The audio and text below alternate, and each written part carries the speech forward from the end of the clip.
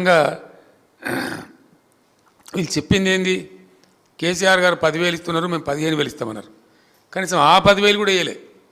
ఆ 10,000 వేసిందంటే అది కూడా వేయలే, అది కూడా వేయలేకపోయినారు.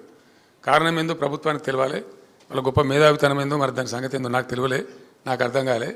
కానీ ఇప్పుడు డెఫినెట్గా ప్రజల యొక్క కోపానికి గురికాక తప్పదు. రైట్ను ఇప్పుడు ఈ గంట కూడా నడుస్తున్న చరిత్ర. మేము ధాన్యాన్ని ఎట్లా కొన్నామంటే, మొలక వచ్చిన బియ్యం ఖరాబ్ అయిపోతుంది తెలిసినా సరే రైతులను ఎందుకు అధైర్యపరచాలని చెప్పి తడిచిపోయిన ధాన్యం మొత్తం కొన్నాం. ఒక పిడికెడు ధాన్యం కూడా లేకుండా కొన్నాం.